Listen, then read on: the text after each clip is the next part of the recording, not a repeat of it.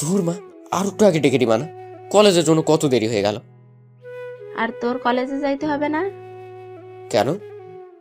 ঋতু আসতেছে, ওকে নিতে বাস স্ট্যান্ডে যা। ও কেন আসতেছে? আর কয়দিনের জন্য? কয়দিনের জন্য না, ও এখন থেকে এখানেই থাকবে। আর তোর কলেজেই ভর্তি হয়েছে। এখন যা, ফ্রেশ হয়ে নে। আর আমি নিচে যাচ্ছি নাস্তা তৈরি করতে। নাস্তা করে ওকে নিতে যাবি। ওকে। তার আর কি, এক দৌড়ে চলে গেলাম ওয়াশরুমে। আসুন, ফ্রেশ হতে হতে পরিচয় দিয়েই দিই, নইলে আবার আমাকে পাগল ভাবতে পারেন যে পরিচয় ছাড়াই বক বক করতেছি। তাই পাগল আপনারাই হন, আমি পরিচয় দিই। আমি মোহাম্মদ আরাফাত রহমান, বাবা মার দুই মাত্র সন্তান। মানে আমার একটা বোনও আছে। আর আমার বাবা ব্যবসা করে, মা গৃহিণী। আমি অনার্স প্রথম বর্ষ।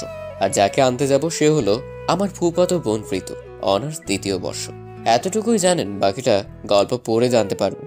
এর মধ্যে আমার ফ্রেশ হওয়া শেষ। তারপর নিচে গেলাম, কিছু নাস্তা করলাম, আর বেরিয়ে পড়লাম বাস স্ট্যান্ডে। এরই মধ্যে মাহির ফোন। আপনাদের বলে রাখি, আমার দুইটা ফ্রেন্ড আছে, জিগারের দোস্ত। একটা আবিদ আর একটা মাহি। হ্যালো। বল। কি রে, কলেজে আসবি না? দোস্ত, আজকে না আমার শরীরটা খারাপ লাগতেছে, তাই যেতে পারবো না। মিথ্যা বললাম। সত্যিটা বলতে জ্বালাতে জ্বালাতে শেষ করে দিত। আমি একটা মেয়েকে আনতে যাচ্ছি। কেন রে, খুব খারাপ লাগছে নাকি? আমরা আসবো? আরে না, সেরকম না, এমনি রেস্ট নিলেই ঠিক হয়ে যাবে। ওকে, তাহলে সাবধানে থাকিস ভাই। আর কোনো দরকার হলে ফোন দিস। Okay bye. মাহির সাথে কথা বলতে বলতে চলে আসলাম বাস স্ট্যান্ডে। এসে দেখি কোনো বাস আসেনি, আর আমি জানিও না কোন বাসে আসতেছে। তাই আমি বসার জায়গায় বসে আছি। একটু পর দুইটা বাস আসলো।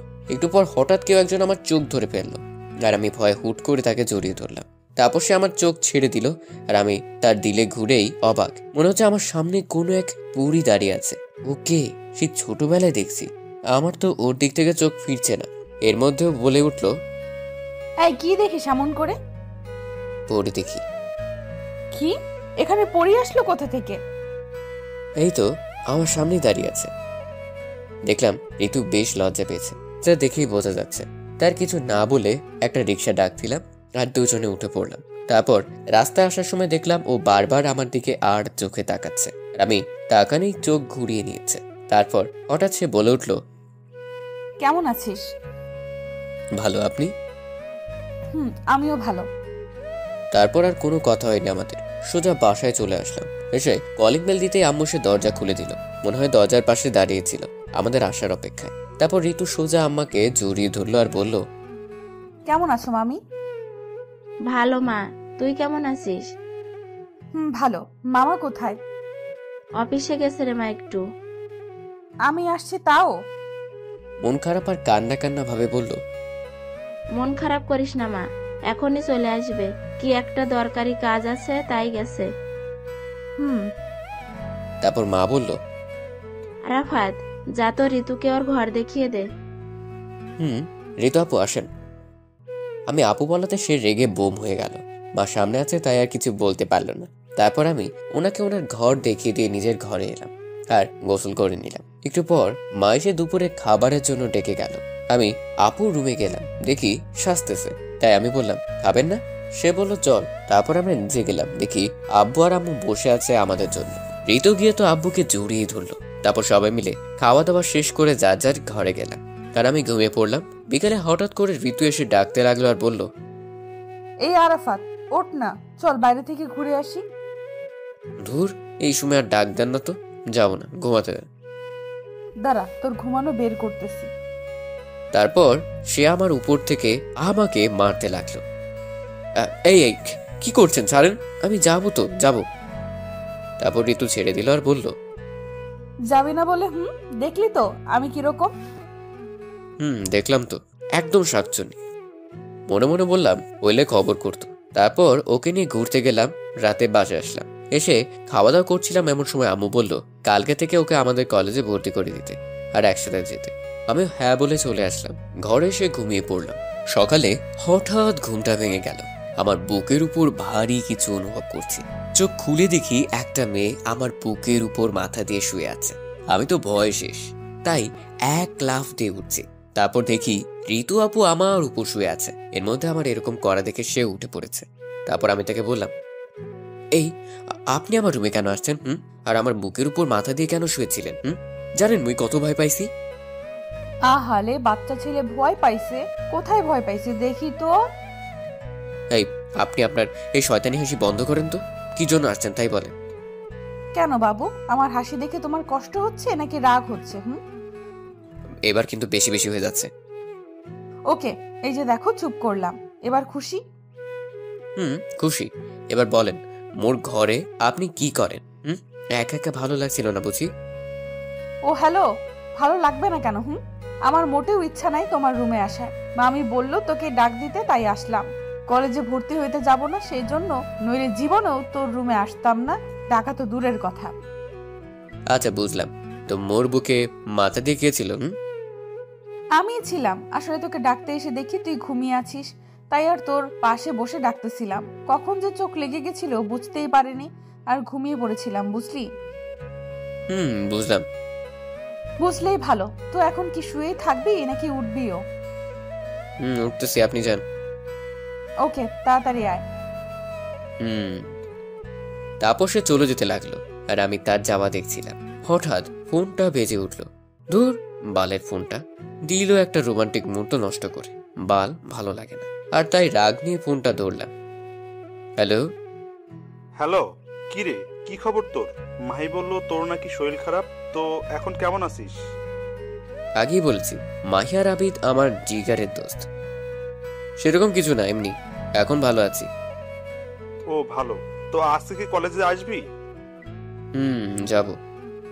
ওকে আই, দেখা হবে কলেজে। By. Okay bye.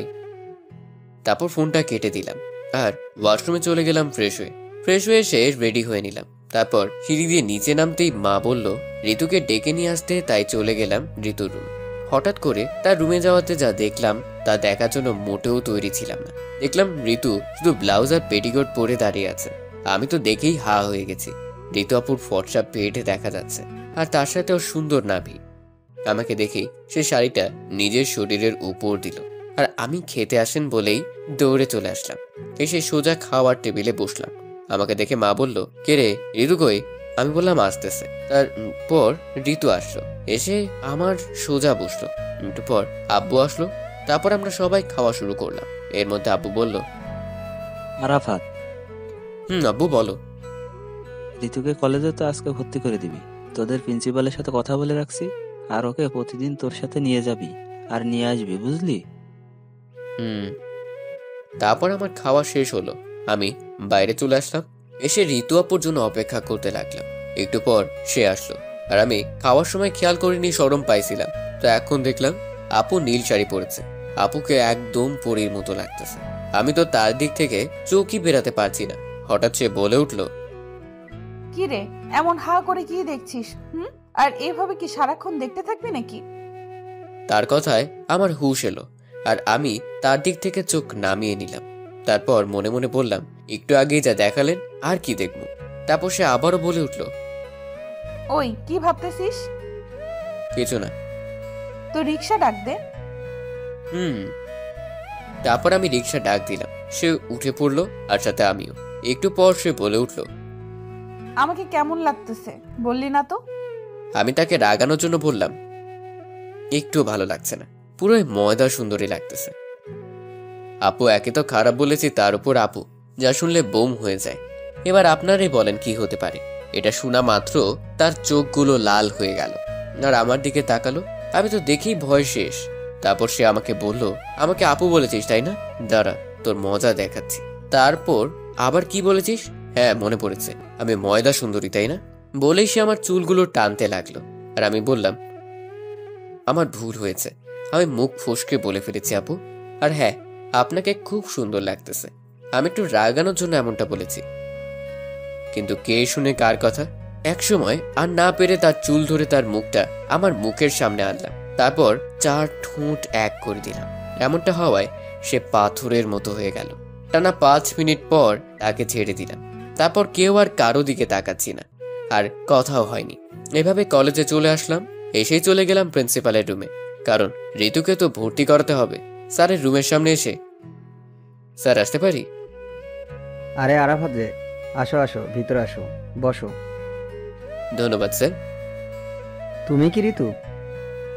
G sir, আমি ঋতু। তোমার মামার সাথে একটু আগেই কথা হয়েছে।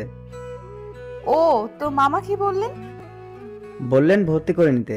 তো তুমি কি তোমার সব কাগজপত্র নিয়ে এসেছো? স্যার, এই নেন। তারপর স্যার সব কাগজ দেখলো আর বলল রেজাল্ট তো ভালোই। তারপর তাকে ভর্তি করে নিল আর আমাকে বলল ক্লাসটা দেখিয়ে দিতে। জি স্যার, এখন তাহলে আসি। আসো। আর হ্যাঁ, দুজনকেই বলছি মন দিয়ে পড়াশোনা করো, okay? Okay sir. Okay sir. Good, এখন আসতে পারো। তারপর আমরা ওখান থেকে চলে আসলাম আর ঋতুকে ওর ক্লাসে দিয়ে আসলাম। আর আমি আমাদের পছন্দের জায়গায় গাছতলায় চলে আসলাম। এসে দেখি মাহি আর আবিদ বসে আড্ডা দিচ্ছে। আমিও গেলাম আর বললাম, কেমন আছিস রে তোরা? আমরা আর কেমন থাকবো, যেমন ছিলাম তেমনই। কিন্তু তুই তো মনে হয় ভাবিকে নিয়ে খুব ভালো আছিস, তাই না? মানে তোর কথা ঠিক বুঝলাম না। না বোঝার তো কিছু নাই। তুই যে একটা মেয়ের সাথে এক রিক্সায় কলেজে আসলি, মেয়েটা কে? আরে ওটা তো আমার। মাহি আর আবিদ একসাথে বলল। কি? বল বল বল কে? বল, জিএফ কে? পাই আমাদের ভুলে জিএফ গেলি? পাইয়ে আমাদের ভুলে গেলি হুম? তারপর তাদের আচ্ছা মতো পিটালাম আর বললাম, ওটা আমার ফুফাতো বোন, আমাদের কলেজে চান্স পাইছে তাই এখানেই ভর্তি হয়েছে আর পড়বে, বুঝলি? বুঝলাম। গুড। এর মধ্যে হঠাৎ ক্লাসের ঘন্টা পড়ে গেল আর আমি বললাম, চল ঘন্টা পড়েছে, ক্লাসে যাই। চল। তারপর সবাই মিলে ক্লাসে চলে গেলাম। ক্লাস করলাম। আমরা আবার ভালো ছেলে, 2টার বেশি ক্লাস করি না, তাই 2টা ক্লাস করে আবারও গাছতলায় চলে আসলাম। একটু পর দেখি আপু আসলো, সাথে কয়েকটা মেয়ে, হয়তো নতুন বন্ধু বানাইছে। তারপর আমাদের কাছে এসে বলল, কিরে ক্লাস বাদ দিয়ে এখানে কি? তারপর আমরা পিছনে তাকালাম আর আবিদ বলল, এটাই ভাবি না? তাই তো মনে হচ্ছে। চুপ শালা, মুখ বন্ধ করে রাখতে পারিস না? তারপর ওরা চুপ হয়ে গেল আর আমি আপুকে বললাম, এমনি ভালো লাগছে না তাই আর ক্লাস করিনি। ও, তো আপনি এখানে? আমারও। চল বাসায় যাই। আমি আর কিছু না বলে চলে আসলাম। আসার সময় শুনতে পেলাম, মানে ওরা বলল খাওয়াতে, কিন্তু একদিন হবেই, তোর মনে রাখিস আরাফাত। তারপর আমরা বাসায় চলে আসলাম। এসে দরজায় কলিং বেল দিতেই আম্মু এসে দরজা খুলে দিল আর ঋতু যা করলো আর বলল আম্মুকে, আমি তো অবাক হয়ে গেলাম। মামি জানো, তোমার ছেলে না খুব খারাপ। কেন রে মা, কি করেছে ওই বান্দরটা? জানো মামি, আমরা যখন আসছিলাম বাড়িতে, হঠাৎ তোমার ছেলে বলল তুই দাঁড়া আমি আসতেছি বলে একটা দোকানে গেল আর এক প্যাকেট সিগারেট নিয়ে আসলো, সাথে একটা খেতে খেতে। আমি কত বারণ করলাম কিন্তু শুনলো না। তারপর আমি তার থেকে সিগারেটটা ফেলে দিছি, সে ডাক দেখি আমাকে থাপ্পড় দিছে। আমি তো এটা শুনে মনে হয় আকাশ থেকে পড়লাম। তারপর আমি ঋতুর দিকে তাকালাম, দেখছি হাসতেছে। আমার তো সেই রাগ উঠলো, ইচ্ছে করছে মেরে একেবারে শেষ করে দিই। কত বড় মিথ্যা কথা বললো আম্মুর সামনে। তারপর আম্মুর দিকে তাকালাম আর সাথে সাথে ঠাস ঠাস করে 2টা পড়লো আমার গালে। আর আম্মু তো রেগে আগুন। আম্মু তখন আমাকে বলল, এই শিক্ষা দিছি তোকে? এই শিক্ষা দিছি যে রাস্তাঘাটে সিগারেট খাবি? পুরাই রেগে মেগে কথাটা বললো আম্মু। আমি কখন ভালো ছেলের মতো কান্না কান্না ভাবে বললাম, বিশ্বাস করো আম্মু, আমি সিগারেট খাইনি। ঋতু মিথ্যা বলতেছে, আমাকে ফাঁসানোর জন্য এসব বানিয়ে বানিয়ে বলতেছে। তখন আম্মু বলল, ওই আমার মেয়ে মিথ্যা বলবে কেন? ও তোর কোনো জন্মের শত্রু যে মিথ্যা বলবে? এরই মধ্যে ঋতু বলে উঠল, থাক মামি, ছেড়ে দাও, আর কিছু বলো না, আমি অনেক বকেছি। তখন আম্মু বলল, আমার মেয়ে বললো বলে তোকে ছেড়ে দিলাম, নয়তো। হায় রে দুনিয়া, নিজের মা দেখি আজকাল নিজের কথা বিশ্বাস করে না। কোথাকার বালের মেয়ে তার কথা বিশ্বাস করে, যে কিনা মিথ্যা বলতে ওস্তাদ। এরই মধ্যে আম্মু আবারও বলে উঠল, আর যেন কোনোদিন না শুনি। আমি শুধু মাথা নেড়ে চলে আসলাম ঘরে। ঘরে এসে আমার তো খুব রাগ হচ্ছিল। ঋতুর বাচ্চা কেমনি এটা করতে পারলো আমার সাথে? কেন আম্মুকে এসব বললো? কথাই বলবো না ওর সাথে। তারপর ওয়াশরুমে চলে গেলাম। একটু পর বাইরে আসলাম, এসে দেখি আবিদ ফোন দিছে। আমি ফোনটা ধরলাম। হ্যালো। হ্যালো, কি খবর? বাসায় পৌঁছেছিস? বাসায় তো পৌঁছেছি, কিন্তু খবর ভালো না। কেন, কি হয়েছে? শোন তাহলে। তারপর সব খুলে বললাম। তারপর বললাম, খুব রাগ হচ্ছে রে ভাই, ঋতুর বাচ্চাকে একটা শাস্তি দিতেই হবে। তখন আবিদ বলল, শোন, এখন সব ঠিক করে নে, ঝামেলা করিস না, আমরা তো আছি নাকি, ঠিক একটা শাস্তি দিয়ে দিব, ভরসা রাখ আমাদের উপর। ওকে, কিন্তু তোরা আমার সাথে থাকবি তো, মানে শাস্তি দিবি তো? অবশ্যই, তোর সাথে এমনটা করেছে, শাস্তি না দিলে হয়? ওকে, তাহলে এখন রাখি ভাই। Okay bye. তারপর ফোনটা কেটে দিলাম। একটু পর দেখি ঋতু আসলো আমার ঘরে। আমি দেখেই মুখ ঘুরিয়ে নিলাম। তখন ঋতু আমার কাছে আসলো আর বলল, রেগে আছিস আমার উপর? না, তো মুখ ঘুরিয়ে আছিস কেন? এমনি। সরি, প্লিজ আমাকে মাফ করে দাও। আমি তোমাকে এভাবে মামির কাছে মার খাওয়াতে চাইনি। কি মেয়ে দেখছেন, মার খাওয়াইয়া এখন বলতেছে চাইনি? তারপর ঋতু আবারও বলল, প্লিজ তুমি আমাকে মাফ করে দাও প্লিজ। আসলে সকালে তুমি আমাকে আপু বলেছিলে, আর আমাকে ভালো লাগছিল না বলেছিলে, তাই রাগে এমনটা করেছি। Please sorry.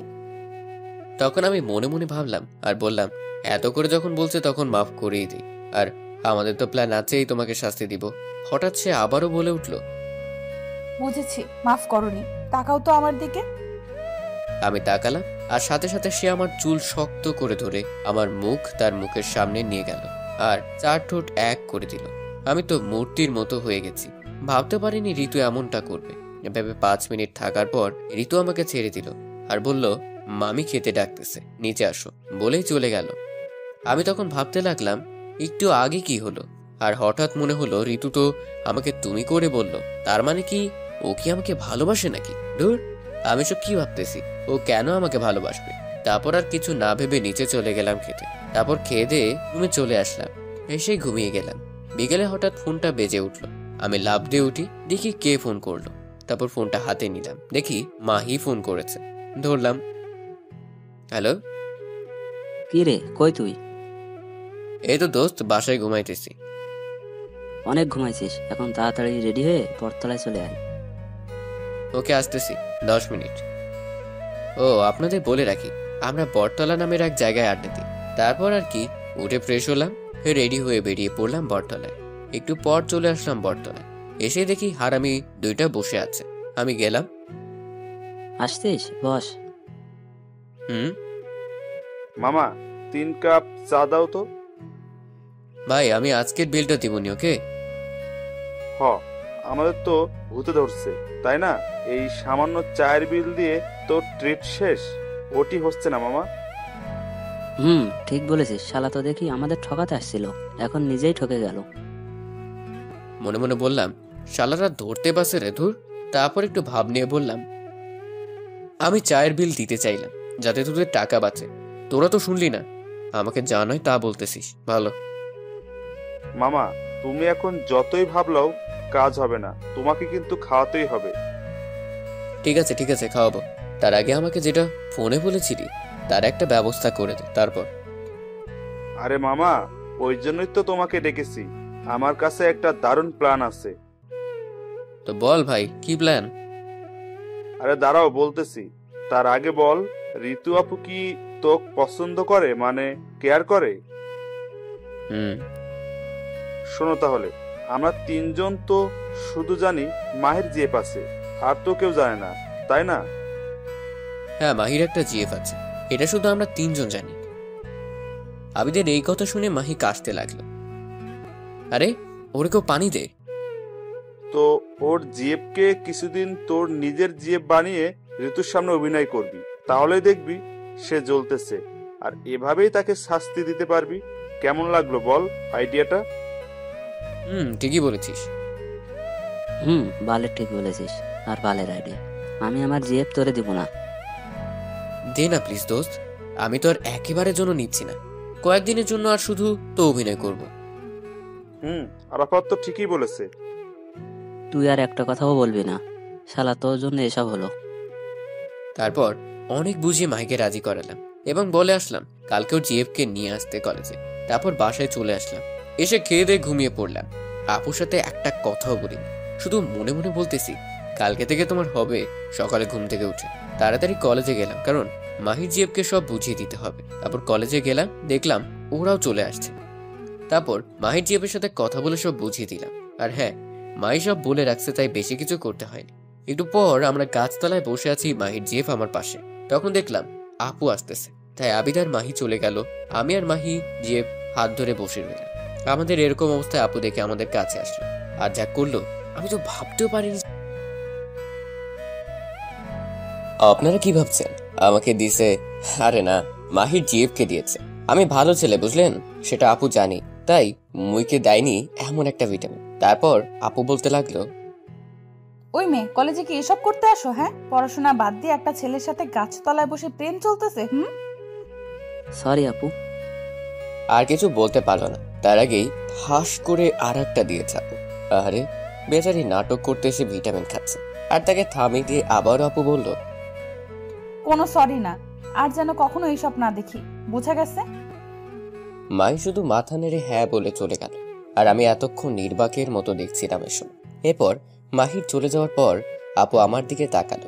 আমি একবার তাকিয়ে বুঝতে পারছি আমার কপালে দুঃখ আছে, কারণ তার চোখ দেখে মনে হচ্ছে এক্ষুনি আগুন বের হবে। তাই আমি আর তার দিকে তাকালাম না, চোখ নামিয়ে নিলাম। আর সাথে সাথে ঠাস ঠাস ঠাস, ওমা, এবার দেখি থাপ্পড়টা আপু আমাকে দিছে। আপনারা ভালো না, আপনারা আমার জন্য দোয়া করেননি, বরং চাইছেন যাতে আমি মার খাই, তাই না? দুষ্ট সবাই। আসুন, আমি যেহেতু থাপ্পড়টা খেয়েই ফেলেছি, তখন কি আর করার। শুধু একটা কথাই বলি, আপনারাও যাদের বিয়ে হয়েছে তারা এখন থেকে বউয়ের হাতে থাপ্পড় খান, আর যারা করেনি তারা যেন বিয়ের পর খায়। মজা করে বললাম, প্লিজ কেউ কিছু মনে করবেন না। আর আমার দোয়া আমি মন থেকে করিনি, তাই চিন্তা নেই। তারপর আপু আমাকে বলল, এসব কি? তুই মেয়েদের সাথে হাত ধরে বসে থাকিস, তাদের সাথে প্রেম করিস? আপু আমি তো। চুপ, আর একটাও কথা বলবি না তুই। চল আজকে বাসায়, তারপর তোর হবে। প্লিজ আপু। বলতে না বলতেই ঠাস করে আবার চর। এবার আমি বুঝতে পারছি চরটা কেন দিল। সরি ঋতু, আর কখনো এমনটা হবে না, প্লিজ। বাড়ি থেকে কিছু বলো না প্লিজ। আমার মুখ থেকে তুমি শুনে আমার দিকে তাকালো, দেখে বুঝাই যাচ্ছে তুমি করে বলাতে রাগটা কমেছে। এরপর সে আমাকে বলল, কেন তুমি ওই মেয়েটার সাথে ওইভাবে কথা বলছিলে? কেন ওর সাথে প্রেম করতেছিলে? জানো না আমি তোমাকে। তুমি আমাকে কি? কিছু না। না বললে কিন্তু আমি আবার ওই মেয়েটার কাছে চলে যাব। তখন ঋতু আমাকে জড়িয়ে ধরলো আর বলল, দেখি তো কেমন করে যাও। আরে কি করছেন, সবাই দেখছি তো নাকি? দেখো, তাতে আমার কি? আপনার না হলেও আমার অনেক কিছু, ছাড়েন। তারপর জোর করে ঋতুকে ছাড়িয়ে নিল। তারপর আমি বললাম, তুমি যদি না বলো তুমি আমাকে কি, তাহলে কিন্তু আর কখনো তোমাকে তুমি করে বলবো না, আর কথাও বলবো না। তারপর আমার দিকে তাকিয়ে আবার নিজের দিকে তাকিয়ে বলল, আমি তোমাকে ভালোবাসি। আমি মনে মনে বললাম, এইটাই তো সে কবে থেকে শুনতে চাচ্ছি। তারপর একটু না জানার ভান করে বললাম, কি এসব কি বলতেছেন, মাথা ঠিক আছে তো নাকি? তারপর ঋতু বলল, আমার মাথা ঠিক আছে, প্লিজ আমাকে ফিরিয়ে দিও না। বলে জড়িয়ে ধরল। পাগলি, সেই ছোটবেলা থেকে তোমাকে ভালোবাসি আমি, আর তোমাকে পেয়েও ফিরিয়ে দিব। আমার কথা শুনে ঋতু আমার দিকে তাকালো আর বলল, তাহলে এতদিন বলনি কেন? আর ওই মেয়ের সাথে এসব তাহলে কি ছিল? তারপর পিছন থেকে হাততালির শব্দ এলো। আমরা একে অপরকে ছেড়ে দিলাম। তখন মাহি আর আবিদ এসে বলল, তাহলে ভাবি শেষমেশ হয়ে গেল? ওই কিসের ভাবি? থাক, আর ঢং করতে হবে না, আমরা সবই শুনেছি। আর হ্যাঁ আপু, সরি ভাবি, ওই মেয়েটা হলো আমার জিএফ। আপনাকে কালকের জন্য একটু শিক্ষা দেওয়ার জন্য আরাফাত এই নাটকটা সাজিয়েছে। মাহির কথা শুনে আপু আমার দিকে রাগি চোখে তাকালো। আমি বললাম, ভালো, সবই যখন বলে দিলি তাহলে এটাও বল বুদ্ধিটা কার ছিল। বাস্তব দিলি, তাহলে তোরা কেন বাকি থাকবি? আমার কথা শুনে ঋতু হয়তো কিছু বুঝতে পারছে, তাই সে বলল, মাহি, সত্যি করে বলো তো আসল ঘটনা কি? ভাবি, আমি বলতেছি, আসলে আরাফাত কালকে আমাকে আপনি কি কি করেছেন সবই বলেছে। তারপর আমি বুদ্ধি করে ওকে এসবের কথা বলি, যাতে আপনাদের ভালোবাসাও প্রকাশ পায় আর কোনো সমস্যাও না হয়। আপুর হাত থেকে বাঁচার জন্য এসব বলল। তারপর আপু কি যেন ভাবলো আর বলল, ঠিকই করেছো, থ্যাঙ্কস। আর আমার কানে কানে বলল, তুমি খালি বাসায় চলো আজকে। ওরা তখন বলল, ভাবি, খালি থ্যাঙ্কস দিয়ে কাজ হবে না, খাওয়াতে হবে। তখন বললাম, ওই কিসের খাওয়া রে? পেটুক। দেখছেন ভাবি, আমরা উপকার করলাম, তার জন্য একটু খাওয়ার কথা বললাম, আর ও আমাদের পেটুক বলতেছে। তখন আপু বলে উঠল, আচ্ছা ঠিক আছে, খাওয়াবো। তার আগে তোমাদের বন্ধু তো আমাকে প্রপোজই করলো না, তাহলে ভাবি আর হলাম কেমনে বলো? ঠিকই তো, ওই হারামি, ভাবিকে প্রপোজ কর যা। তখন ভাব নিয়ে বললাম, পারবো না। কেন পারবি না? তোরা শালা সবাই বেইমান, নিজেরা বাঁচার জন্য আমাকে ফাঁসায়া দেস, আর নিজেদের ভালোর জন্য অন্যের ক্ষতি হলেও কিছু ভাবিস না। দূর, বাদ দে তো এসব, আর প্রপোজ কর। বললাম পারবো না। তখন ওরা কিছু বলার আগে আপু বলে উঠল, কি বললি তুই? আর একবার বলতো। আরে আমি তো বললাম প্রপোজ করবো ভাবতেছি। তখন ওরা হাসতে লাগলো। আমি তখন রাগ দেখিয়ে বললাম, চুপ শালারা। তখন আপু বলল, তাড়াতাড়ি প্রপোজ কর, বেশি সময় নেই। আজকে না করলে হয় না? না, হয় না, তাই আজকে করবি আর এক্ষুনি। আচ্ছা ঠিক আছে, করতেছি। তো রাগের কি আছে শুনি? বেশি না বকে প্রপোজ কর। তারপর প্রপোজ করতে শুরু করলাম। তুমি আমার কাছে মেঘ, আমার কাছে পরি, দিব তোমাকে সময় আবার হাজারো ব্যস্ততা ছাড়ি। সকালের সূর্য তুমি, রাতের ওই চাঁদ, ভালোবাসায় জড়িয়ে রাখবো তোমায় সারা দিন রাত। হবে কি তুমি আবার পথ চলার সাথী? হবে কি আমার শেষ ভরসা? গোলাপের প্রথমে কলি আসে, পরে আসে ফুল, আমি তোমায় ভালোবাসি ঋতু, আই লাভ ইউ। তারপর ঋতু আমাকে শক্ত করে জড়িয়ে ধরল আর বলল, হ্যাঁ, আমি তোমার সব হব। এরই মধ্যে ওরা বলে উঠল, অনেক হয়েছে প্রেম প্রীতি, এখন চলেন, আমাদের ট্রিট দিবেন। যাবো তো। তার আগে মাহি তোমার জিএফ কে তাকে ডাক দাও। তারপর মাহি তার জিএফ কে ডাক দেয়। সে আসে, তারপর ঋতু তাকে সরি বলে, মাপ চায়, সেও মাপ করে দেয়। তারপর সবাই মিলে একটা হোটেলে যায় এবং দুপুরে খাবার খেয়ে নেয় এবং বাড়ি চলে যায়। এভাবেই তাদের ভালোবাসার মধ্য দিয়ে দিন চলতে থাকে। এভাবে কিছুদিন যায়। কয়েকদিন পর সকালে নাস্তার টেবিলে বসে সবাই বসে নাস্তা করছিল। হঠাৎ ঋতু বাবাকে যা বললো তা শুনে মনে হয় আমি আকাশ থেকে পড়লাম। মামা, আমি তোমাদের কাছে বোঝা হয়ে আছি, তাই না? আব্বু তখন খাওয়া বাদ দিয়ে ঋতুর দিকে তাকালো আর বলল, এ সময় কি কথা মামুনি? আমরা কখন তোকে এসব বলেছি যে এসব বলতেছিস? মামা, তোমরা তো কিছু বলনি। বলেছি তো তোমাদের আদরের সন্তান আরাফাত। আমি তো ঋতুর কথায় আকাশ থেকে পড়লাম। আরে আমি এসব কখন বললাম? তখন আব্বু বলল, দেখছো আরাফাতের মা, তোমার ছেলে কতটা কুলাঙ্গার হয়ে গেছে। আমার মেয়েকে কি সব বলতেছে, ওকে তো আমি। বলেই লাফ দিয়ে উঠলো চেয়ার থেকে। তখনই আম্মু আব্বুকে আটকালো আর বলল, দেখো, এখন খাওয়ার টেবিলে কিছু করো না। ও না বুঝে করেছে, এবারের মতো ছেড়ে দাও। তখনই ঋতু বলে উঠল, থাক মামা, মাফ করে দেন ওকে। দেখ, আমার মেয়েকে দেখে শেখ, যাকে তুই কিনা এসব বলেছিস। আর হ্যাঁ, ওর জন্য আর তোর মায়ের জন্য তুই আজকে বেঁচে গেলি। আর যেন জীবনেও এসব কথা না শুনি। আমি তো ভয় শেষ, তাই শুধু বলে মাথা নাড়ালাম। কারণ আমি বুঝতে পারছি যে আমি যাই বলি না কেন কেউ বিশ্বাস করবে না। তাই দোষটা নিজের ঘাড়ে নিলাম আর মনে মনে বলতে লাগলাম, ফুপুর বাচ্চা, ঋতু তোর এটা শাস্তি আমি দিমুই, দেখিস। তুই আরাফাতকে চিনিস না। তারপর আপু উঠে চলে গেল, সাথে আম্মু গেল। তখন আমি আর ঋতু ছিলাম টেবিলে বসে। তখন সে বলে উঠল, কিরে, কেমন বাস খাওয়ালাম? আর মেয়েদের দিকে তাকাবি? বল, তাদের সাথে কথা বলবি? ও, এবার বুঝলাম কেন ঋতু আমাকে এত বড় বাস দিল। আপনারা হয়তো কিছু বুঝতে পারেনি যে আমার মতো ভদ্র কিউট সাদা সিধা ছেলেকে ঋতু কেউ বা বাস খাওয়ালো আর এসব বললো। আসুন একটু অতীত থেকে ঘুরে আসি। অতীত কয়েকদিন আগের কথা। আমি মাহি আর আবিদ কলেজে গাছতলায় বসে আড্ডা দিচ্ছি। হঠাৎ করে মেঘলা ফোন করে। হো, আপনাদের তো বলাই হয়নি, মাহির জিএফ এর নাম মেঘলা আক্তার। আমরা ভালোবেসে মেঘলা বলে ডাকি। টুকু মাহি ভালোবেসে মেঘলা বলে ডাকে, তাই আমরাও ডাকি। আমরা জিগারের দোস্ত কিনা। তারপর মাহি ফোনটা ধরে তখন মেঘলা বলে, কোথায় আছো তুমি? এই তো শোনা, আরাফাত আর আবিরের সাথে কলেজের সেই গাছতলায় বসে আছি। কেন, কি হয়েছে? আসলে আমি না একটু শপিং করতে যাব, তুমি কি আসতে পারবে প্লিজ? আচ্ছা ঠিক আছে, কোথায় আসতে হবে বলো, আমি আসতেছি। Thank you Babu. বিগ বাজার মলে চলে আসো। ওকে শোনা, আসতেছি, বাই। বাই, তাড়াতাড়ি আসো কিন্তু। ওকে। তারপর মাহি ফোনটা কেটে দেয় আর আমরা তাদের দেওয়া দেখেই বুঝতে পারছি কে ফোন দিয়েছে। তাই আমি বললাম, কিরে মেঘলা কোথায় যেতে বললো?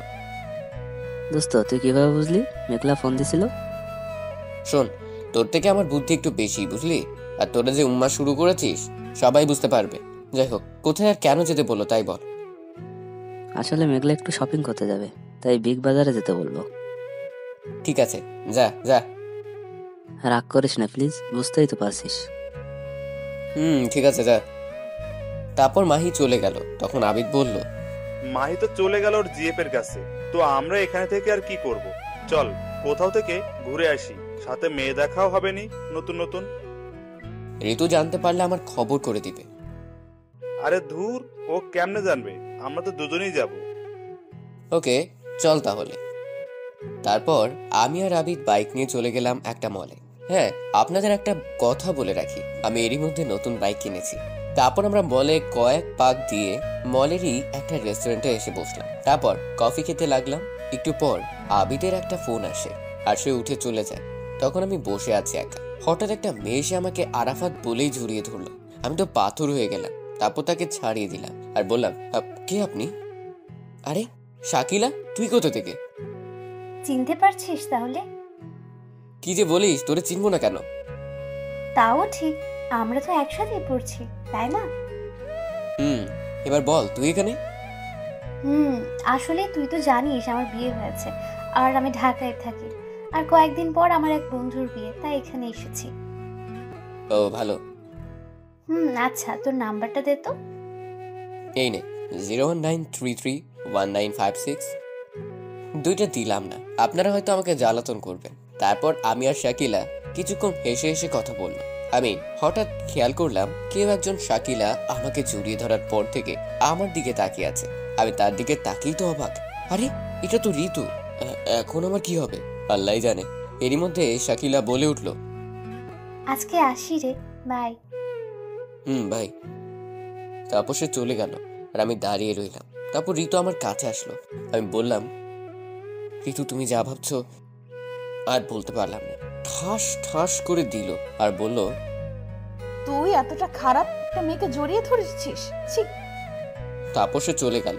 এরই মধ্যে আবিদ এসে বলল, বন্ধু কিছু মনে করিস না, আমি শাকিলার আসার পর থেকে এখন পর্যন্ত সবই দেখছি, চিন্তা নাই, সব ঠিক হয়ে যাবে। বুঝি না সব খালি আমার সাথেই কেন হয়। বাদ দে, চল বাসায় যাই। চল। তারপর আমরা বাসায় চলে আসলাম। আস্তে আস্তে রাত হয়ে গেছে, তাই এসেই শুয়ে পড়েছি। সকালে কি হলো আপনারা তো জানেনই। আসুন এখন বাস্তবে ফিরি। বাস্তব। তখন ঋতুকে বললাম, চোখের দেখা সবসময় ঠিক হয় না আর সত্যি হয় না। যার জন্য আমার সাথে এমনটা করলেন সেটা আসলে সত্যি নয়। ও আমার কাস্ট ফ্রেন্ড ছিল আর ওর বিয়ে হয়ে গেছে। এতদিন পর দেখা, তাই এমনটা করেছে। আর আপনি কিছু না জেনেই ভালো, খুব ভালো থাকেন বলে উঠে চলে আসলাম। তখন ঋতু ভাবতে লাগলো, আসলে তো আমার খোঁজ নেওয়া উচিত ছিল। আমি কিছু না জেনে শুনে আরাফাতের সাথে এরকম করলাম। সে যদি আমাকে ভুল বুঝে ছেড়ে চলে যায়, না, এ আমি কি করলাম? বলেই কান্না করতে লাগলো। তখনই মা এসে বলল, কি হয়েছে?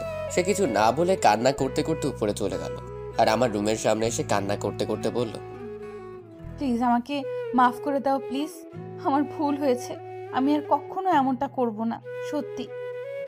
প্লিজ আপনি এখন ন্যাকা কান্না করবেন না তো, আমার ভালো লাগছে না, যান এখান থেকে। আর হ্যাঁ, আমি আপনাকে ভালোবাসি না, যান।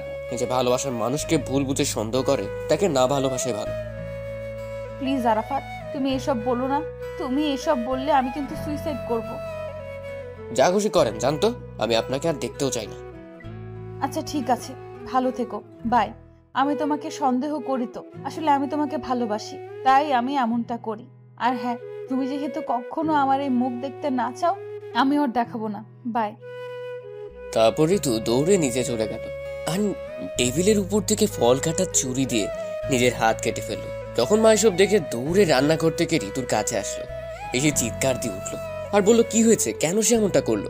ঋতু কিছু না বলে মায়ের কোলে জ্ঞান হারিয়ে ফেললো। এরই মধ্যে আমি মায়ের চিৎকার শুনে দৌড়ে নিচে চলে আসি। এসে দেখি ঋতুর হাত থেকে রক্ত পড়ছে, যা দেখে আমার পায়ের নিচ থেকে মাটি সরে গেল। আমি ভাবতে লাগলাম যে ঋতু তাহলে সত্যি সত্যি সুইসাইড করলো। না, আর ভাবতে পারছি না। এরই মধ্যে মা বলে উঠলো, দেখো আরাফাত, ঋতু কি করে ফেলেছে, তুই কিছু একটা কর। মা তুমি কান্না করো না, আমি এক্ষুনি ওকে হাসপাতালে নিয়ে যাচ্ছি। বাবা, তাই কর, আমার মেয়েটাকে তুই বাঁচা। তারপর আমি ঋতুকে কোলে তুলে নিয়ে গাড়িতে বসালাম আর নিজে গাড়ি চালিয়ে ঋতুকে হাসপাতালে ভর্তি করে দিলাম। কিছুক্ষণের মধ্যে আবিদ আর মাহিও চলে আসলো। আমি ওদের দেখে জড়িয়ে ধরে কান্না শুরু করে দিলাম। ওরা আমাকে সান্ত্বনা দিতে থাকে আর বলতে থাকে, সব ঠিক হয়ে যাবে, চিন্তা করিস না, ঋতুর কিচ্ছু হবে না। কয়েক ঘন্টা পর ডাক্তার বেরিয়ে আসলো আর বলল, রোগীর আত্মীয় স্বজন কে আছে? কাছে গিয়ে বললাম, আমার কি হয়েছে বলুন। দেখুন, রোগীর অনেক রক্ত বের হয়ে গেছে, তাই এখনই বি পজিটিভ রক্ত লাগবে। তখনই আবিদ বলে উঠল, স্যার, আমার রক্ত বি পজিটিভ, আমি রক্ত দেব। ওকে, তাহলে আসেন আমার সাথে। চলেন। তারপর আবিদ আমাকে বলল, এই, আমি রক্ত দিতে যাচ্ছি, দেখবি ভাবি একদম ঠিক হয়ে যাবে। আর তুই কিন্তু একদম কান্নাকাটি করবি না, বলে দিলাম। তারপর আমি আবিদকে জড়িয়ে ধরে কান্না কান্না করতে লাগলাম। তখনই আবিদ বলে উঠল, কান্না করতে মানা করলাম না তোকে? সরি, আর কান্না করব না। এই তো গুড বয়। মাহি, আরাফাতকে দেখে রাখিস, আর কান্না করলে শুধু আমাকে বলবি, তারপর দেখবি আমি এসে কি করি। ঠিক আছে। আসলে সত্যিকারের বন্ধুরা এমনই হয়, বন্ধুর জন্য মনে হয় জীবন দিতেও দ্বিধা করবে না। আমি দোয়া করি আল্লাহর কাছে। তারপর আবিদ চলে গেল। কয়েক ঘন্টা পর ডাক্তার বেরিয়ে এলো, সাথে আবিদও এলো। এসে আবিদ বলল, বলছিলাম না ভাবির কিছু হবে না। গিয়ে আবিদকে জড়িয়ে ধরলাম আর বললাম, সত্যি আজকে তুই না থাকলে কি যে হতো। থ্যাঙ্কস রে দোস্ত। আবিদ আমাকে ধাক্কা দিয়ে সরিয়ে দিল। আমি তো অবাক। তারপর সে মাহিকে বলল, মাহি দেখ তো, এই কি আমাদের আরাফাত, যে বন্ধু হয়ে বন্ধুকে থ্যাঙ্কস দেয়? ওর সাথে কথা নাই, চল। বলে চলে যেতে লাগলো। আমি বুঝতে পেরে আটকাইলাম আর তাদের সামনে গিয়ে কান ধরল আর বললাম, সরি। না না, কি বলতেছি, বন্ধুদের তো নো সরি নো থ্যাঙ্কস। এবার তাহলে বুঝেছিস? বলেই ওরা দুইজন আমাকে জড়িয়ে ধরলো। তখন ডাক্তার বলল, আপনার 3 বন্ধু নয়, মনে হচ্ছে এক এক ভাই। দোয়া করি আপনাদের বন্ধুত্ব যেন সারা জীবন এরকমই থাকে। Thanks doctor. হুম। ডাক্তার, ঋতু কেমন আছে? এখন অবশ্য ঘুমিয়ে আছে, ঘুমের ঔষধ দিছি তো। ও, তো ঘুম ভাঙবে কখন?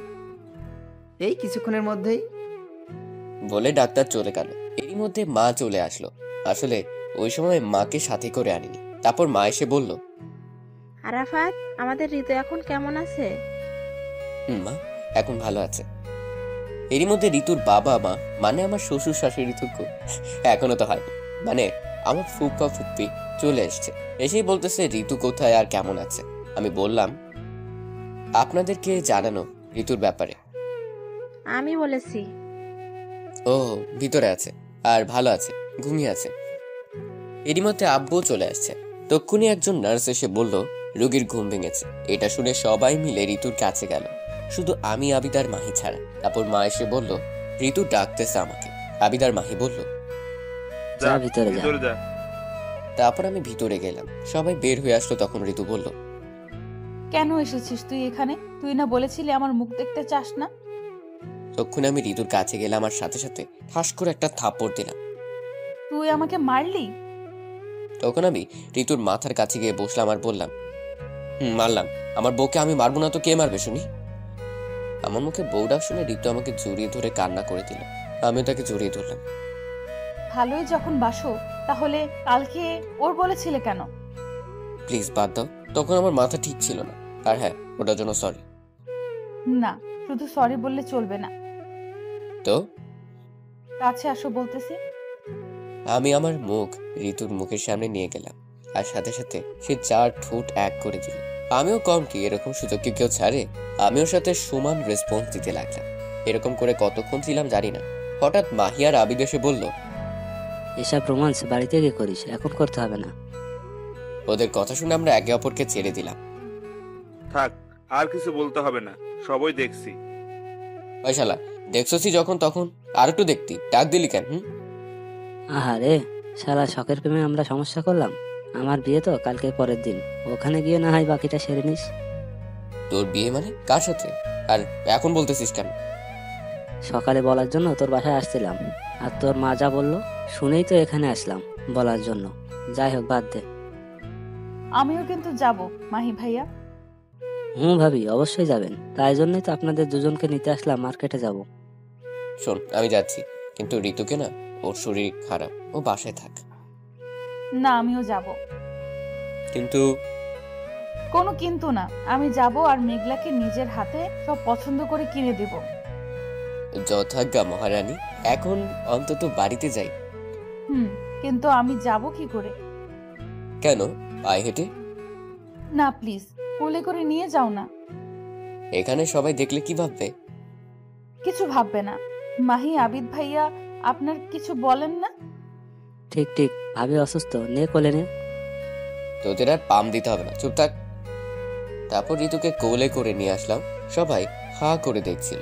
তারপর বাড়িতে এসে ওকে ঘরে নিয়ে যেয়ে শুইয়ে দিলাম। তারপর মা এসে ওকে খাইয়ে দিয়ে রেস্ট নিতে বললো, আর আমি ফ্রেশ হতে গেলাম। তারপর দুপুরে খেয়ে নিলাম। তারপর উঠে ঋতুর রুমে গেলাম, দেখলাম ঘুমিয়ে আছে। তারপর ওর কাছে গেলাম, কপালে একটা কিস দিলাম আর বললাম, আসলেই পাগলি, আমার জন্য কি না করতে পারে। তখন হঠাৎ সে বলে উঠলো, সব করতে পারি। তুমি ঘুমাওনি?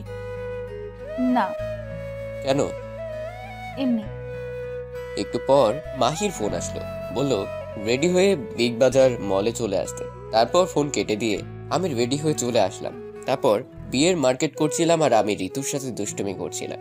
এভাবে সব কেনাকাটা শেষ করে বাসায় চলে আসলাম, ওরাও চলে গেল। তারপর রুমে এসে ওয়াশরুমে চলে গেলাম ফ্রেশ হতে। বাইরে বের হয়ে এসে দেখি ঋতু আমার বিছানায় বসে আছে।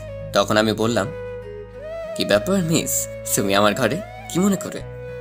কেন, আসতে পারি না নাকি? আসতে পারবে না কেন? অবশ্যই পারবে। তো এখন কেন এসেছো তাই বলো। আমি খেতে যেতে বললো, তাই তোমাকে ডাকতে এসেছি। আচ্ছা, তাই নাকি? তাই চলো এখন। বলে ঋতু যেই না চলে যেতে লাগলো, অমনি আমি পেছন থেকে ওর হাত ধরলাম আর নিজের কাছে নিয়ে আসলাম। এসে পেছন থেকে জড়িয়ে ধরলাম আর ওর ঘাড়ের উপর মুখ রেখে বললাম, মিস, আসছো তোমার ইচ্ছেতে, যাবেও কি তোমার ইচ্ছেতে? একটু আদর না দিলে? দেখো, এখন কিছু করবে না, আর হবেও না। কেউ এসে পড়বে, ছাড়ো। না, আমি কিছু শুনতে চাই না বলে ওকে আমার দিকে ঘুরালাম। তখন ঋতু বলল, দেখো, ভালো হবে না কিন্তু। আর বলতে দিলাম না, তার আগেই 4 ঠোঁট এক করে দিলাম। এভাবে 5 মিনিট ছিলাম। হঠাৎ ছোট বোন এসে বলল, আমার ছোট বোনের নাম সুইটি। হায় রে প্রেম রে, একজনকে বললো আরেকজনকে ডাক দিতে, সে ডাকতে এসে নিজে প্রেম করতে ব্যস্ত। সুইটির কথা শুনে আমরা একে অপরকে ছেড়ে দিলাম। তারপর আমি বললাম, আসলে সুইটি, তুই যা ভাবছিস তা না, ওর চোখে কি যেন পড়েছিল, তাই আমি। আর কিছু বলতে হবে না, আমি সবই দেখছি, নিচে আয়। বলেই চলে গেল। ধুর, এই সুইটি আসার আর সময় পেল না। বলেছিলামই কেউ চলে আসবে, কিন্তু কে শুনে কার কথা। হয়েছে, আর বলতে হবে না, নিচে চলো। এখন তো নিচে যাবেই। বাস যা খাওয়াইলা, নিচে যাবা না? আমি বাস না, দাঁড়াও, দেখাচ্ছি মজা। বলে ঋতুকে ধরতে গেলাম। ও দৌড়ে চলে গেল, সাথে আমিও গেলাম। তারপর খাওয়ার টেবিলে আমরা সোজাসুজি বসলাম। আমাদের দেখে সুইটি খালি হাসতেছে। আমি ওর কানে কানে বললাম, চুপ, এত হাসিস কেন? ঘরের ভেতরের ঘটনা কি বলে দেব? ভয় দেখাচ্ছিস আমাকে? বোন, তোর পায়ে ধরে কিছু বলিস না, চকলেট দিমুনি। ওকে, মনে থাকে জানো। অবশ্যই। তারপর আমরা খেতে লাগলাম সবাই মিলে, আর আমি ঋতুর পায়ে সুরসুরি দিচ্ছি। ও খেতে পারতেছে না। এরই মধ্যে মা হঠাৎ বলে উঠল, আরাফাত শোন। মা বলো। বলছিলাম কি, ঋতু তো বড় হয়েছে, তো আমরা সবাই মিলে ঠিক করছি ওরে বিয়ে দিব। তুই কি বলিস? মায়ের এই কথা শুনে আমি মনে হয় আকাশ থেকে পড়লাম। তখন আমি ঋতুর দিকে তাকালাম, দেখি সেও আমার দিকে তাকিয়ে আছে। এরই মধ্যে মা আবারও বলে উঠল, কি রে বল? মা, এত তাড়াতাড়ি ওর বিয়ে দিবা? আরো পরে দাও, আগেও পড়াশোনা শেষ করুক। ছেলেটা খুব ভালো, আর ছেলের বাবা মা বলেছে বিয়ের পরও তাকে পড়াবে। এইদিকে এইসব শুনে আমার বুকে ব্যথা অনুভব করলাম, তাই আর বেশি কিছু না বলে শুধু বললাম, যা ভালো হয় করো। বলেই ঘরে চলে আসলাম। তখন মা বলল, এটা কি হলো? ও ঘরে গেল কেন? থাক, বাদ দাও তো মা, যে চাই যাক, তুমি বিয়ের কথা বলো। কিন্তু তাও। বাদ দাও না মামি, এইসব বিয়ের কথা পরে না হয় দিও, আরাফাত যখন অমত দিচ্ছে? না ঋতু, তাদের ইচ্ছে তোকে তাদের ছেলের বউ বানাবে। তারপর তারা একটু কথা বলে খাবার শেষ করলো। তারপর ঋতু আমার রুমে আসলো। হঠাৎ চলে আসলে যে? কেন আসছি জানো না? কিন্তু সবাই কি ভাববে? বারে বারে এদিকে আমার ভালোবাসার মানুষকে আমি হারাতে চলেছি, আর তুমিই ভাবতেছো কে কি ভাবলো। এতটা ভালোবাসো আমাকে? আর কিছু না বলেই ঋতুকে জড়িয়ে ধরলাম আর বললাম, আমি তোমাকে ছাড়া বাঁচবো না। আমি তো ঠিক আছে, আমরা মাহির বিয়ে হয়ে গেলে আমাদের ভালোবাসার কথা বলবো সবাইকে, ঠিক আছে? তারপর হঠাৎ মাহির ফোন আসলো। আমি ধরলাম। সে বলল, সকাল সকাল চলে আসিস, কিন্তু অনেক কাজ আছে। ওকে। তারপর ফোন কেটে দিয়ে ঋতু ওর ঘরে গেল। আমি শুয়ে পড়লাম আর ভাবতে লাগলাম, আমি কি সত্যি ঋতুকে হারিয়ে ফেলবো? তারপর কখন যে ঘুমিয়ে গেছি মনে নেই। সকালে ফোন বাজতেছে। আমি ঘুম চোখে নাম না দেখেই ধরলাম। হ্যালো। ওই শালা কিসের হ্যালো? কই তুই? এই তো বাড়িতে। কেন, কি হয়েছে? কেন, কি হয়েছে? দেখ তো কয়টা বাজে, তোকে কখন আসতে বলেছি? তখন ঘড়ির দিকে তাকিয়ে দেখি 7টা বাজে। তারপর আমি বললাম, 5 মিনিট আসছি বন্ধু, দাঁড়া। তারপর ফোন কেটে দিয়ে কোনো রকম ফ্রেশ হয়ে চলে গেলাম মাহির বাসায়। তারপর থেকে শুরু হলো কাজ আর কাজ। হঠাৎ ফোন আসলো। দেখি ঋতু ফোন দিয়েছে। হ্যালো। খাইছো দুপুরে? না, এখন খাবো কেন? সময় হোক, খাবনি। তুমি খাইছো? সময় আবার কখন হবে? দেখো তো কয়টা বাজে। ঘড়িতে দেখি 3টা বাজছে। হায় হায়, কাজের ঠেলা খেয়ালই নাই যে কয়টা বাজে। তারপর সে বলল, তাড়াতাড়ি খেয়ে নাও। আর শোনো। বলো। সন্ধ্যায় তাড়াতাড়ি রেডি হয়ে থেকো, আমি নিতে যাব। ওকে। তারপর ফোন কেটে দিলাম। আবারও কাজে মন দিলাম। খাওয়ার কথা মনেই নাই। এভাবে সন্ধ্যা হয়ে গেল। আমি ঋতুকে নিতে গেলাম। ঋতুর রুমে গেলাম, গিয়ে দেখলাম সে একটা নীল শাড়ি পরে আছে। মনে হচ্ছে একটা পরী বসে আছে আমার সামনে। তারপর সে চোখে কাজল দিল। মেকআপ করেনি, এমনিতেই যে সুন্দর। তারপর সে ঠোঁটে লিপস্টিক দিতে লাগলো। আমি বললাম, এটা দিও না। তুমি কখন আসলে? একটু আগে। আর হ্যাঁ, ওটা দিও না, আমার সব পছন্দ না। ওকে। তারপর ঋতুকে নিয়ে চলে গেলাম মাহির বাসায়। তারপর সবাই মিলে আনন্দ করে গায়ে হলুদের অনুষ্ঠান শুরু হলো। আর আমরা, মানে আমি আর আবিদ, শুধু মেয়েদের সাথে টাঙ্কি মারতে লাগলাম। হঠাৎ দেখি ঋতু আমাকে ধরে নিয়ে একটা ঘরে গেল। তখন আবিদ বলল, আজকে তুই শেষ। তখন তাকিয়ে দেখি ঋতুর চোখ দিয়ে আগুন বের হচ্ছে রাগে। কি হয়েছে? এভাবে ঘরে আনলে কেন? কেন আসছি জানিস না তুই? না বললে কেমনে জানবো? মেয়ে দেখলেই টাঙ্কি মারতে ইচ্ছে করে, তাই না? ওকে, তোর টাঙ্কি মারা বের করব। সরি, আসলে। কোনো সরি না, দাঁড়া তুই। বলেই সে একটা লাঠি দেখতে পেল আর হাতে নিয়ে বলল, এবার কি হবে বল? তুমি আমাকে মেরো না প্লিজ। আমার কিছু হলে তোমারই কষ্ট হবে না। হোক। আচ্ছা সরি, আর জীবনেও এমনটা করবো না, প্রমিস। ঠিক তো? 100% ঠিক। ওকে। তাহলে লাঠি ফেলে দাও আর বাইরে চলো। ওকে। তারপর আমরা বাইরে চলে আসলাম। বন্ধু, কি হলো এতক্ষণ? কিছু না। আমি তো জানি। তাহলে চুপ থাকো। এভাবে গায়ে হলুদের অনুষ্ঠান শেষ হলো। রাতে আমরা বাড়ি ফিরলাম। মাহি আসতে দিবে না, তাও জোর করে আসলাম। ঋতুর ভালো লাগছে না, তাই বাড়িতে এসে ঋতু ওর ঘরে গেল, আমিও আমার ঘরে গেলাম। তারপর ঘুমিয়ে পড়লাম। সকালে তাড়াতাড়ি উঠলাম, কারণ আজকে মাহির বিয়ে। তারপর আমি চলে গেলাম মাহির বিয়েতে, আর বাড়িতে বলে গেলাম তাড়াতাড়ি যেতে। আর ঋতু বলল ও মেঘলার বাসায় যাবে। আমি মাহির বাসায় এসে সব কাজ করলাম। তারপরে ওকে গোসল করিয়ে সবাই মিলে বের হলাম বিয়ের উদ্দেশ্যে। একটু পর আমরা সবাই চলে আসলাম মেঘলাদের বাড়িতে। তারপর গেটে কয়েকজন মেয়ে দাঁড়িয়ে আছে। মাহি ওদের দেখেই আমাকে বলল, ভাই তুই একটু সব ম্যানেজ করিস। ওকে, চিন্তা নাই। তারপর আমরা ওদের কাছে গেলাম। তখন সবাই বলে উঠল, আসেন দুলা ভাই, আসেন, শরবত খান। সে না হয় বর শরবত খাবে, কিন্তু আপনাদের তো চিনলাম না। ওদের মধ্যে একজন বলল, আমি সুলতানা সাদিয়া, মেয়ের ছোট বোন। আর এ হলো আমার খালাতো বোন আরিফা। এ হলো আমার চাচাতো বোন রিমা। এভাবে পরিচয় করিয়ে দিল। তখন আমি বললাম, আচ্ছা, তার মানে আপনারা আমার বেআইন, তাই তো? তখন আবিদ আমার কানে কানে বলল, বন্ধু, সাদিয়া কিন্তু আমার, ওকে কিছু বলিস নাই। আমি তো অবাক। আবিদ এসে আমার বেআইনকে ওর বলে চালিয়ে দিল। ওকে, তারপর বলল ওরা সবাই যে শরবত খান। না, আমরা এসব খাই না। তাই তাহলে 5,000 টাকা দেন, খেতে হবে না। আমরা 1 টাকাও দিব না। না দিলে ভেতরেও যেতে দেব না।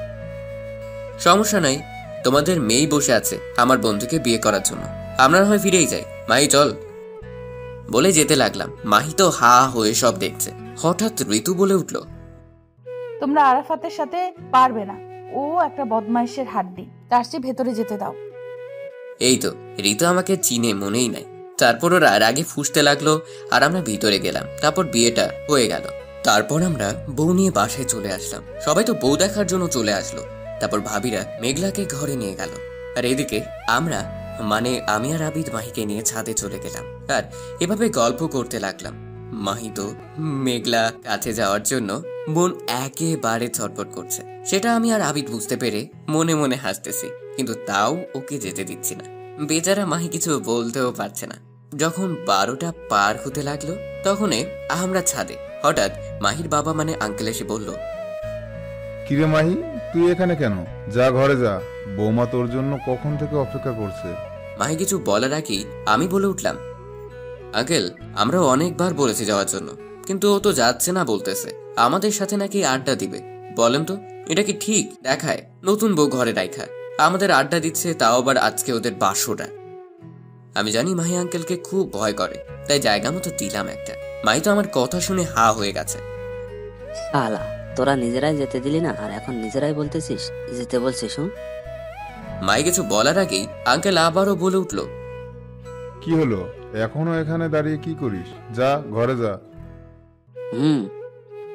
তারপর আঙ্কেল চলে গেল। মাহি আমাদের দিকে রাগি চোখে তাকালবার বলল, আমাকে যেতে বলছিস তাই না? আরে কুল কুল, এত রাগের কি আছে? আমরা তো একটু মজা করলাম। চল তোকে ঘরে দিয়ে আসি। আজকে আর কিছু বলবো না, পরে শোধ ঠিকই নেবো, দেখিস। ওকে। তারপর আমরা মাহিকে ওর বাসর ঘরের সামনে নিয়ে আসলাম। এসে তো দেখি ঋতু ভাবিরা দরজা আটকে রাখছে। ভাই কিছু একটা কর, নইলে আজ আর আমার বাসর হবে না। আহারে বেচারা, ওকে কিছু একটা করতেছি। হাজার হোক তুই আমার বন্ধু বলে কথা। তারপর আমরা সবাই মিলে বাসর ঘরের সামনে গেলাম। ভাবিরা কি দেবর বাসর করবে নাকি? মাহি কিছু বলছে না, শুধু আমার দিকে তাকাচ্ছে। আমি বুঝতে পারলাম ঘটনা, তাই বললাম, ভাবি, এসব আবার বলা লাগে নাকি? তোমরা কি করনি নাকি? জানো না বুঝি যে জিজ্ঞেস করতেছো? যদি নাই করে থাকো তাহলে বলো, আমি আর আবিদ আছি তোমাদের জন্য। মাহিকে আজকে যেতে দাও, ওর বউ অপেক্ষা করতেছে। ভাবিরা তো ছাড়বেই। অনেক কষ্টে মাহিকে ঘরে পাঠালাম। এর মধ্যে ঋতুর দিকে তাকিয়ে দেখি আমার দিকে চোখ লাল করে তাকিয়ে আছে। আমি তো ভয়ে শেষ। তারপর আর একটু মজা করে ভাবিরা চলে গেল, আর আমি আর আবিদও যেতে লাগলাম। হঠাৎ কোথা থেকে ঋতু এসে বলল, আবিদ ভাইয়া তুমি যাও, তোমার বন্ধুর সাথে আমার কথা আছে। আচ্ছা।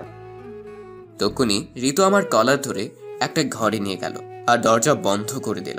তখন আমি বললাম, কি ব্যাপার, দরজা বন্ধ হলে কেন? চুপ, একটাও কথা বলবি না তুই। আমি বুঝলাম সে এখনো রেগে আছে। রেগে আছো? দাঁড়া, তোর মজা দেখাচ্ছি বলেই আমার গলা চেপে ধরলো। ছাড়ো, কি করছো? লাগছে তো, মরে যাব। যা, তুই মরেই যা। তুই মরে গেলে আর ভাবিদের সাথে টাঙ্কি মারতে পারবি না। আচ্ছা, আর কখন এমন হবে না, প্লিজ ছেড়ে দাও। কিন্তু সে ছাড়ছে না, তাই আমি বাধ্য হয়ে ওর মাথার পিছনে হাত দিলাম আর চুল মুঠো করে ধরে 4 ঠোঁট এক করে দিলাম। আমার এমনটা করার ঋতু মনে হয় বরফ হয়ে গেছে। একটু পর আমি তাকে ছেড়ে দিলাম। একটু পর শান্ত হয়ে ঋতু আমাকে বলল, কেন করো তুমি এমনটা? জানো না তোমার পাশে অন্য কাউকে ভাবতেও পারি না আমি, আর তুমি কি না? তখন ঋতুকে জড়িয়ে ধরলাম। তারপর ওকে বললাম, আরে পাগলি, আমি তো মজা করি সবার সাথে, তুমি বুঝো না? আর হ্যাঁ, আমি কখনোই তোমাকে ছাড়া অন্য কাউকে ভালোবাসবো না, প্রমিস। আর তোমাকে কখনো ছেড়েও যাব না। কিন্তু তাও এসব আর তুমি করবে না। আচ্ছা ঠিক আছে। তো রাতে তো খাওনি তাই না? সেটা আমি জানি। তুমি দাঁড়াও, আমি খাবার নিয়ে আসছি। বলেই সে নিচে চলে গেল খাবার আনতে। আমি তখন ভাবতে লাগলাম, আসলে পাগলিটা আমাকে অনেক ভালোবাসে। একটু পর ঋতু খাবার নিয়ে আসলো আর বলল, খেয়ে নাও। খাবো না। কেন? যদি কেউ খাইয়ে দেয় তাহলে তো খেতেই পারি। ওই, আমি কি তোমার বউ নাকি যে খাইয়ে দিব? বউই তো, আর শুধু বউ না, আমাদের ভবিষ্যৎ সন্তানের আম্মু তুমি। বলেই পেছন থেকে জড়িয়ে ধরলাম। হইছে, এখন ছেড়ে দাও আর আসো তোমাকে খাইয়ে দিই। তারপর ঋতু আমাকে আর আমি ঋতুকে খাইয়ে দিলাম, কারণ আমি জানি সেও খায়নি। তারপর ঋতু আমাকে গুড নাইট দিয়ে মাহির সব কাজিনদের কাছে গেল ঘুমাতে, আর এইদিকে আমরা কয়েকজন বন্ধু মিলে ঘুমিয়ে পড়লাম। ওইদিকে মাহি আর মেঘলা ভালোবাসার সাগরে ডুব দিচ্ছে, কারণ আজকে তাদের ভালোবাসা সম্পূর্ণ হলো। সকালবেলা আমরা সবাই ঘুম থেকে উঠে কাজ করতে লাগলাম। এভাবে সকাল থেকে দুপুর হতে লাগলো। মেয়ের বাড়ির লোকজন সবাই আসতে লাগলো। আবিদের তো কোনো খবরই নাই, কারণ সাদিয়া আসছে না, ওর সাথেই ব্যস্ত। তারপর দুপুরে খাবার খাওয়ার পর সবাই চলে যেতে লাগলো। আর এইদিকে আবিদ সাদিয়ার নাম্বার নিয়েছে। আর হ্যাঁ, সাদিয়াও আমাদের কলেজেই পড়াশোনা করে, সেও আমাদের 1 বছরের বড়। আমি বুঝতেছি না আমাদের 3 বন্ধুর কপালে কি শুধু সিনিয়র মেয়েই আছে নাকি। তারপর এভাবে দিন চলে গেল, আমরাও বাসায় চলে আসলাম। তারপর থেকে আমরা মানে আমি আর ঋতু একসাথে কলেজে যাই আসি। মাহি আর মেঘলাও একসাথে আসে যায়। আবিদও সাদিয়াকে পটানোর চেষ্টা করছে। এভাবে কয়েকদিন চলে যায়। আজকে রবিবার কলেজে এসেই আবিদ বলল, বন্ধু, আজকে আমি সাদিয়াকে প্রপোজ করব। ওকে, করিস। বন্ধু, তুই একটা ভালো করে প্রপোজ বলে দে না প্লিজ। শেষমেশ আমাকেই আবার ধরলি তোরা। দে একটা বলে, এত করে যখন বলতেছে। তুই চুপ কর। দে না দোস্ত, প্লিজ। ওকে, দিতেছি, বেশি নাটক করতে হবে না। তারপর আমি আবিদকে প্রপোজ বলে দিলাম। ও তো সেই খুশি। একটু পর সাদিয়া আসলো। সাদিয়া আমাদের কাছে আসলো তখনই আবিদ ওর সামনে হাঁটু গেড়ে বসে একটা গোলাপ ফুল সামনের দিকে ধরে বলল, প্রপোজের কথা যা আমি শিখে দিলাম।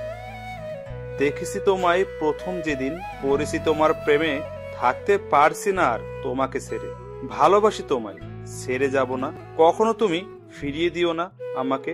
বড্ড বেশি ভালোবাসি তোমায়, তাই ভালোবাসার কথা বলতে করতেছি না দ্বিধা। তুমি শুধু আমার। I love you Sadia. তারপর সাদিয়া আবিদের ফুলটা নিল আর প্রপোজ অ্যাকসেপ্ট করলো। তারপর তারা একে অপরকে জড়িয়ে ধরলো। একটু পর আমি বললাম, হয়েছে, এখন তো ছেড়ে দে, এটা কলেজ। তারপর তারা একে অপরকে ছেড়ে দিল।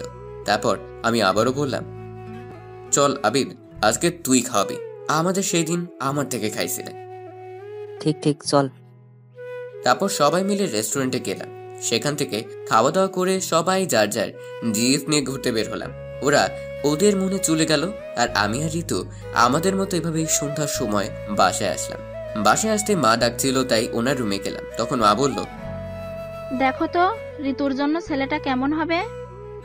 না দেখেই বললাম, বাদ দাও না, আমাকে এইসব দেখাচ্ছ কেন, তোমরা যা হয় করো। আরে একবার তো দেখো, তুই তো ঋতুর একটা ভাই, তাই না? তারপর মায়ের জোড়াজুড়িতে আমি ছবিটা দেখলাম, আর দেখেই আমি হা হয়ে গেলাম। একবার ছবির দিকে তাকাচ্ছি তো একবার মায়ের দিকে তাকাচ্ছি। মা দেখেই হাসতেছে। তখন মা বলল, কি ভেবেছিস আমরা কিছু বুঝি না? আর সুইটি আমাদের সবই বলেছে। আরে গাধা, তুই না বললেই কি, আমরা তোর সাথেই ঋতুর বিয়ে দিতাম, আর সেজন্যই তো ঋতুকে আমাদের এখানে আনছি। কি? মা, সেটা ঠিক আছে, কিন্তু ঋতুকে এসব বলবে না, ওকে? কেন? সারপ্রাইজ দিব। ওকে। আমি আর কিছু না বলে ঘরে চলে আসলাম। এসে ফ্রেশ হয়ে ঋতুর রুমে গেলাম। দেখলাম ও মাত্র ফ্রেশ হয়ে এসে আয়নার সামনে বসে আছে। আমি চুপি চুপি ওর কাছে গেলাম আর পেছন থেকে ওকে জড়িয়ে ধরলাম। আর ও কেঁপে উঠলো আর বলল, কে কে? আমি তোমার পিচ্চি হবু বর গো। ভয় পাইছো নাকি? ভয় পাবো না কেন, এভাবে হুট করে কেউ জড়িয়ে ধরে? সরি, কিন্তু কি করব বলো, তোমাকে দেখলে নিজেকে যে সামলাতে পারি না। তাই তো মশাই, আমাকে যদি পেতে চাও তো শাশুড়ি মা থুকু মামিকে আমাদের ভালোবাসার কথা বলতে হবে না। না থাক, বলবো না মাকে। কেন? বলে আর কি হবে বলো, বিয়ে তো আর দিবে না। তার চেয়ে বরং তোমার যার সাথে বিয়ে দিতে চায় তাকেই বিয়ে করো, সুখে থাকবে। তুমি এসব বলতেছো? কেন? তুমি জানো না আমি তোমাকে কত ভালোবাসি, আর তুমি কি না ভালো? তুমি চাও তো সবাই যাকে বলবে তাকে বিয়ে করি? আচ্ছা তাই হবে। এই বলে ঋতু কান্না করতে করতে চলে যেতে লাগলো। তখন আমি পেছন থেকে ওর হাত ধরলাম আর এক ঝাটকায় নিজের কাছে নিয়ে এসে জড়িয়ে ধরে বললাম, এত সহজে আমার ভালোবাসাকে ছেড়ে দিব নাকি? না, নিতে চাইলেও দিতেই হবে, কারণ তুমি তো এটাই চাও।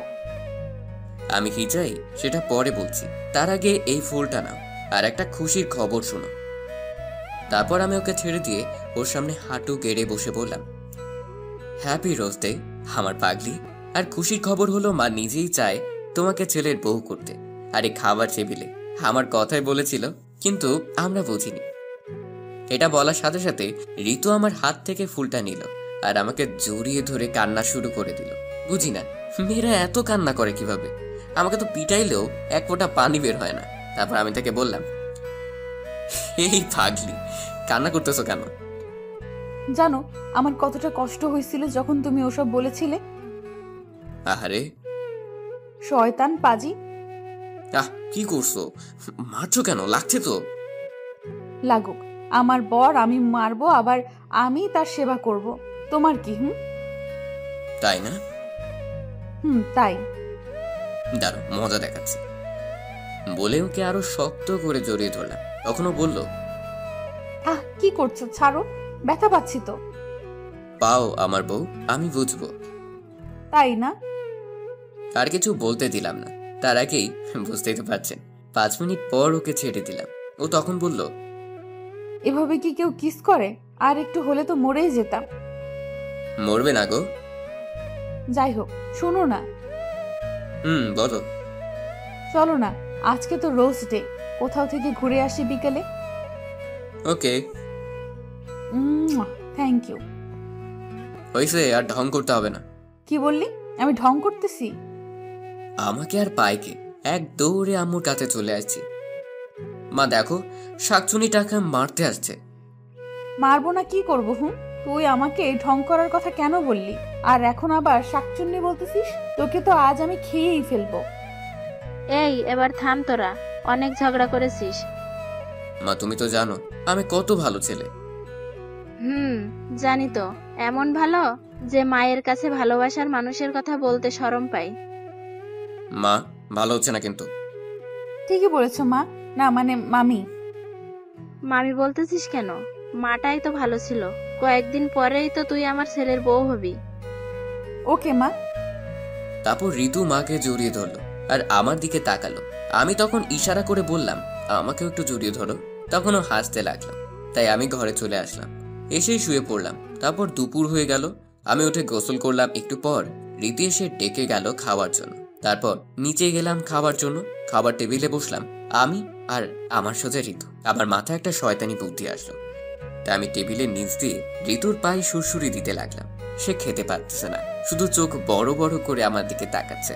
আমি দেখেও না দেখার ভান করে আছি। তারপর এদে ঘরে চলে আসলাম, এসেই ঘুমিয়ে গেলাম। এদিকে আবিদ আর সাদিয়া তো সারাক্ষণ ফোনে কথা বলতে ব্যস্ত। হ্যালো জানু। শোনা বলো। কি করো বাবু? বসে আছি। তুমি কি করো? আমিও। খাইছো দুপুরে? তুমি? তাহলে দেখা করবে? অবশ্যই। ওকে, বিকেলে তাহলে দেখা হচ্ছে। Bye bye. বিকেল বেলা? এই আরাফাত, ওঠো না, বেড়াতে যাব, চলো। বলেই ঋতুকে ধরে কাছে নিয়ে এসে শুয়ে দিলাম। এই কি করছো? ছাড়ো, কেউ এসে পড়বে তো। আসুক, তাতে আমার কি? প্লিজ ছাড়ো, বেড়াতে যাব, চলো। আচ্ছা ঠিক করে চল। তারপর আমরা রেডি হয়ে বাইরে এসে রিক্সা ডাক দিলাম এবং রিক্সা করে একটা পার্কে গেলাম। ওমা, গিয়ে তো আমরা অবাক যে আবিদ সাদিয়া ওরা বসে প্রেম করতেছে, আর আবিদ সাদিয়ার কোলে মাথা দিয়ে শুয়ে আছে। আমরা ওদের কাছে গেলাম আর আমি বললাম, হায়রে ভালোবাসা, কয়দিন হলো পরিচয় আর এর মধ্যেই এসব? ভাই তোরা তাড়াতাড়ি বিয়ে করে নে। আমার কথা শুনে আবিদ উঠে বসলো আর বলল, থ্যাঙ্কস দোস্ত, আজকে বাড়িতে বলবো। তা না হয় বলবি, কিন্তু সাদিয়াকে গোলাপ দিছিস? না, ভাইয়া দেয়নি। কি আবিদ? আরে রাগিস কেন? দেইনি তুই আসবি বলে, তোর সামনেই দেবো, আর এক্ষুনি দিচ্ছি, দাঁড়া। ওই শালা, আমার দোহাই দিচ্ছিস বলেই কেলানি দিলাম। তারপর আবিদ সাদিয়াকে গোলাপ দিল, সাদিয়া ওকে জড়িয়ে ধরলো, আর ওরা 4 ঠোঁট এক করে দিল। একটু পর আমি বললাম, ভাই এখানে আমরাও আছি রে, একটু তাকাস। আমার কথা শুনে ওরা একে অপরকে ছেড়ে দিল। তারপর সবাই মিলে ফুচকা খেতে গেলাম। ঋতু বলল ঝাল কম, একটা বেশি। তারপর বামা ফুচকা দিল, আমি 1 পিস মুখে দিলাম, আর সাথে সাথে আমার মুখ লাল হয়ে গেল। এই কি হয়েছে? ঝাল। মামা, ওটাতে ঝাল আসলো কেমনে? ভুলে চলে গেছে মনে হয়। পানি দেন। পানি তো নাই আপা, শেষ হয়ে গেছে। কি? আর এদিকে আমার ঝাল কমছেই না, তাই ঋতু আর কোনো কিছু না বুঝে আমার ঠোঁটের সাথে ওর ঠোঁট মিলিয়ে দিল। আবিদ সাদিয়া তো অবাক হয়ে দেখতেছে আর হাসতেছে। একটু পর ঋতু আমাকে ছেড়ে দিয়ে বলল, এবার কি ঝাল কমছে? তখন আবিদ বলে উঠল, হায় রে বন্ধু, এমন ঝাল বেশি যদি আমার ফুচকাতেও হতো তাহলে কতই না ভালো হতো। তারপর আমরা শরমে আর কোনো কথা বলতে পারলাম না। এভাবে আমরা সবাই মিলে ঘুরে বাড়িতে চলে আসলাম। এসে আমি শুয়ে পড়লাম। একটু পর আবিদ ফোন দিয়ে বলল, হ্যালো। বল। দোস্ত, কাম তো হয়ে গেছে। কি কাম? সামনের 9 তারিখে তো আমার বিয়ে। কি? অভিনন্দন। ধন্যবাদ, বাই, পরে কথা হবে। ওকে, বাই। ঋতু ডাক দিল, তাই খাবার জন্য নিচে গেলাম। তারপর সবাই মিলে খেতে শুরু করলাম। হঠাৎ আব্বু বলে উঠল, প্রেম তো ঠিকই করিস, সেটা বলতে পারিস না? না মানে আব্বু। থাক, বাদ দে। আর শোন, আগামী 14 তারিখ তোর বিয়ে। আমি তো আব্বুর কথা শুনে অবাক হয়ে গেলাম আর বললাম, কি? অবাক হচ্ছিস কেন? না কিছু না। ঠিক আছে। তারপর আমি আর কোনো কথা না বলে খাওয়া শেষ করে ঘরে চলে আসলাম। একটু পর ঋতুও আসলো, এসে বলল, কি মশাই, কেমন লাগলো আব্বুর কথা? তখন পিছনে তাকালাম আর ওর কাছে গিয়ে ওকে পেছন থেকে জড়িয়ে ধরলাম। এই কি করছো? ছাড়ো, কেউ চলে আসবে তো।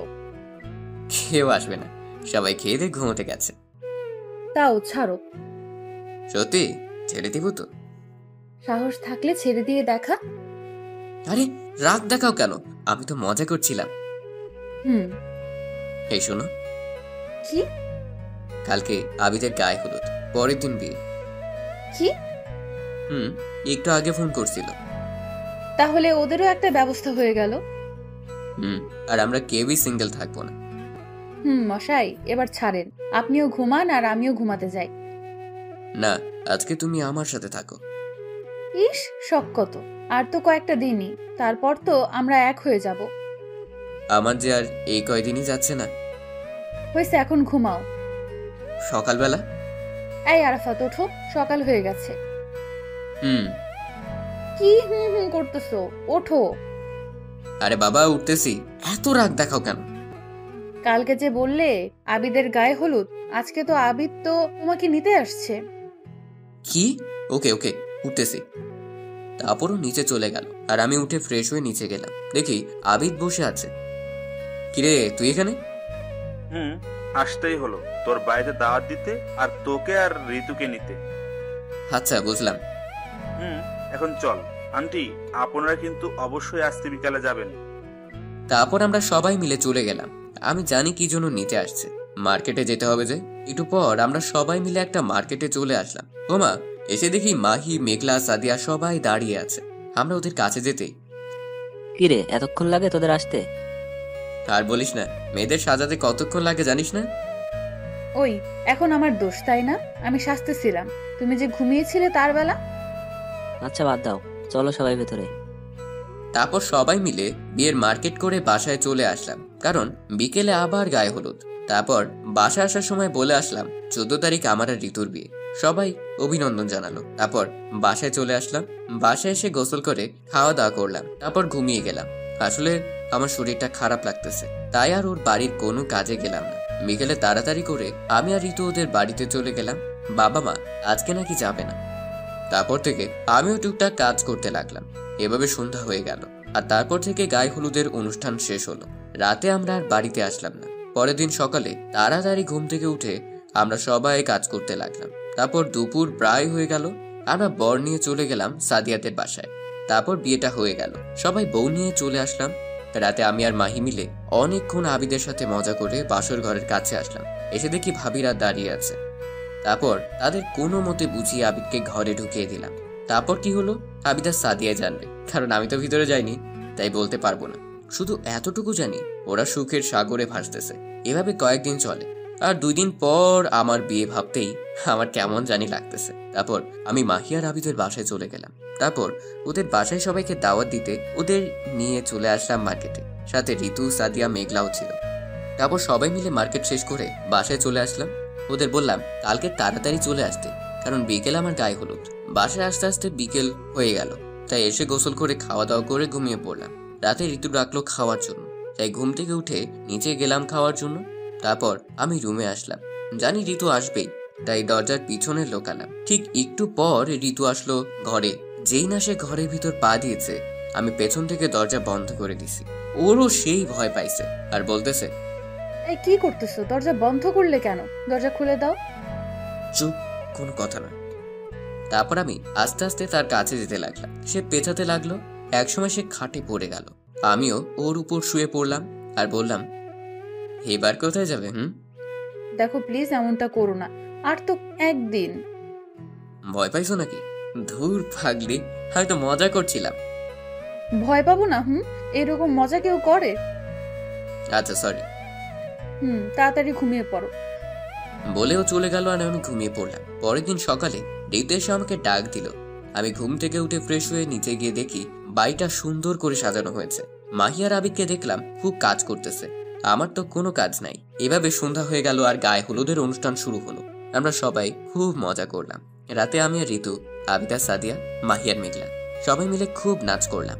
আসলে এই তো আমাদের এখানে থাকছে, তো তাই এখান থেকেই বিয়েটা হচ্ছে। তারপর সবাই যার যার মতো করে ঘুমিয়ে পড়লাম। পরদিন সকালে তাড়াতাড়ি ঘুম থেকে উঠলাম, কারণ আজকে আমার বিয়ে। তারপর ফ্রেশ হয়ে ঋতুর রুমে গেলাম। দেখলাম কয়েকজন মিলে ঋতুর সাথে মজা করছে।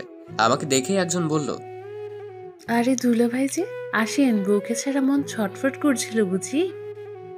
বাকিরাও হাসতে লাগলো। কোনো কথা বললাম না, সোজা নিচে চলে আসলাম। তারপর দুপুর হয়ে গেল, আমাদের বিয়েটাও হয়ে গেল। এখন শুধু ভাবতেছি রাত কখন হবে। তারপর রাত হয়ে গেল, কিন্তু মাহি আর আবিদ আমাকে নিয়ে ছাদে গেল। বলতেছে চল আড্ডা দিব। আমি আগেই জানতাম এরা এমনই করবে, কারণ আমিও যে ওদের সাথে এমনটা করেছি। রাত 1টা বাজবে এমন সময় আব্বু আসলো। এসে বলল, কি রে, ঘরে বউ রেখে এখানে কি করিস? যা ঘরে যা। আঙ্কেল, অনেকক্ষণ থেকে আমরাও বলছি, শুনছে না। দিল একটা বাস জায়গা মতো। তারপর আমি আমার বাসর ঘরের সামনে দাঁড়িয়ে আছি। ভিতরে যেতে কেমন জানি লজ্জা করতেছে। তারপর কোথা থেকে ভাবিরা আর ওই হারামি 2টা এসে ধাক্কা দিয়ে ঘরে ঢুকিয়ে দিল আর বলল, সাবধানে বিড়াল মারিস। তারপর আমি ভিতরে ঢুকে দরজা বন্ধ করে দিলাম। ঋতু এসে আমার পা ধরে সালাম করলো আর বলল, যাও ওযু করে আসো, 2 রাকাত নামাজ পড়বো। তারপর আমি অজু করে আসলাম। তারপর নামাজ পড়লাম এবং ওখান থেকে ঋতুকে কোলে করে বিছানায় নিয়ে গেলাম। তারপর ওকে শুয়ে দিয়ে 4 ঠোঁট এক করে দিলাম এবং আমি ঋতুর বুকের উপর থেকে শাড়ির আঁচল থেকে দিয়ে ওর বুকে মুখ ডুবিয়ে দিলাম। ওইসে অনেক করছেন, আমাদেরও তো শরম বলতে কিছু আছে নাকি? আর এভাবেই আরাফাত আর ঋতু ভালোবাসার সাগরে ভাসতে লাগলো, কারণ তাদের ভালোবাসা আজকে পবিত্র বন্ধনে আবদ্ধ হলো।